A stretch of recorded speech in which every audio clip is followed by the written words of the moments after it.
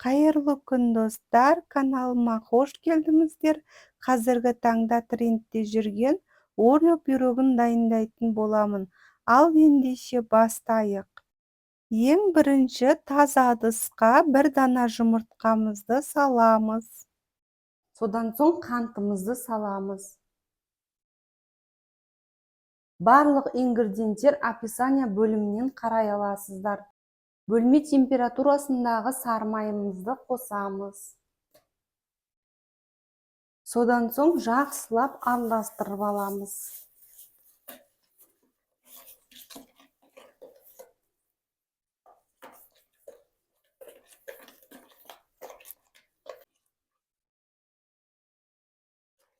Жақсылап қантымыз ергенше араластырып аламыз. Содан соң електен өткізілген ұнымызды саламыз.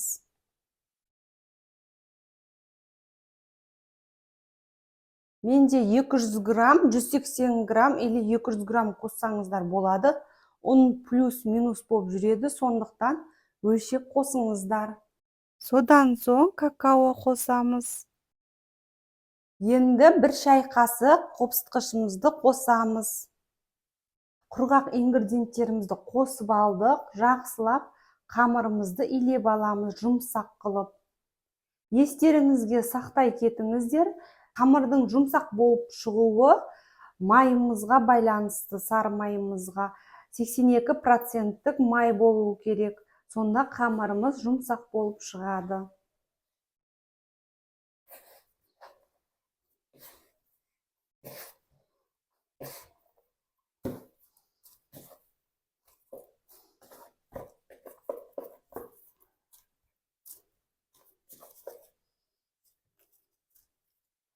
Қамырымызды илеп алдық. Осындай жұмсақ болу керек.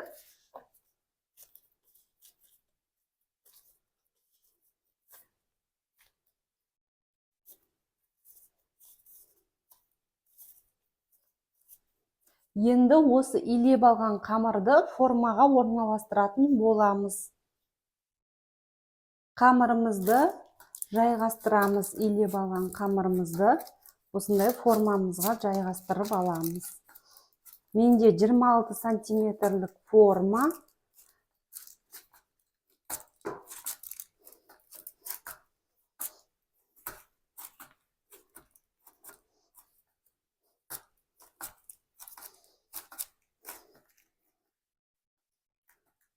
Бір тегіс қылып жайғастырып шығамыз.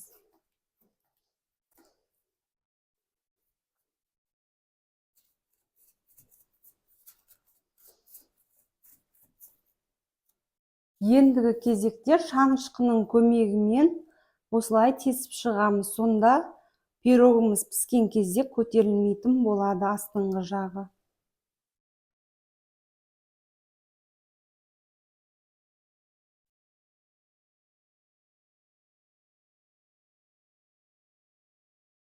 Салмасына ең алдымен 3 жұмыртқамызды қосып аламыз. 3 дана жұмыртқамызды қосып алдық. Енді қантымызды саламыз. Ендігі кезекте 20% қаймағымызды қосатын боламыз. Дүкеннің қаймағы қоюлығы осындай болу керек. Бетінде суы болса алып тастайсыздар. Қаймағымыздың барлығын қосып аламыз. Бұл жерде 375 грамм. Жақсылап венчиктің көмегімен араластырып аламыз.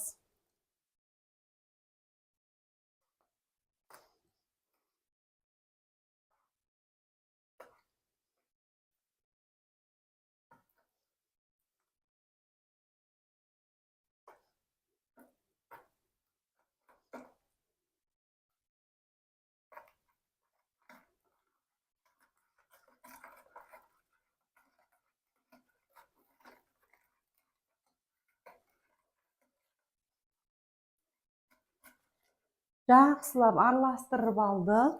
Кукурузный крахмалымызды қосатын боламыз.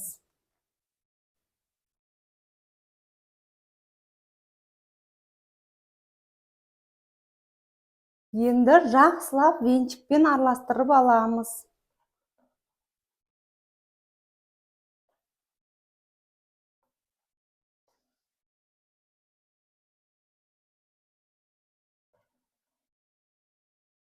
Жақсылап араластырып алдық.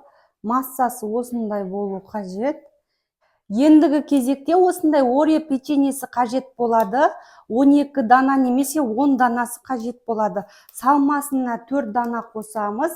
Бетінде әсемдігі үшін 6 дана қосамыз. Салмасына 5-6 қоссаңыздар болады. Өздеріңіздің қалауларыңыз бойынша қоса бересіздер. Енді осы печеньемізді ұсақтап турап аламыз.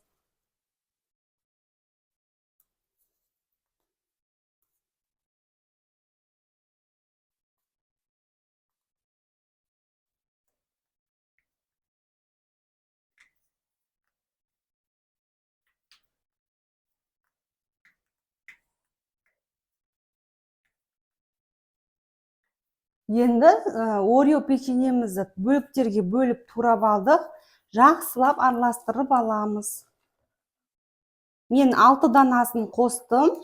Өздеріңіз қалауларыңыз бойынша қоса бересіздер. Салмасы дайын болды, тез дайындалады бейнедегідей.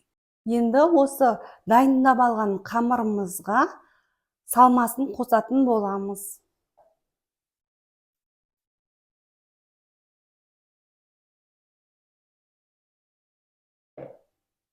Әсемдік үшін мини печеньеларымызды осылай сәндеп шығамыз.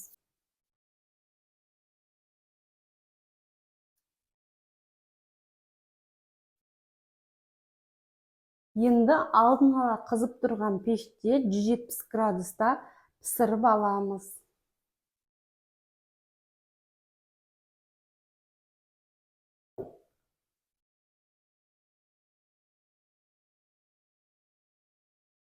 Орео пирогымыз пісті. Бөлме температурасына қалдырамыз суығанша. Суығаннан соң холодильникке 1 сағатқа қалдырамыз. Содан соң дайын болады. Міне бізде холодильникте 1 сағат тұрды. Енді ала берсек болады. Пирогымыз дайын. Осылай бейнедегідей оңай алынады.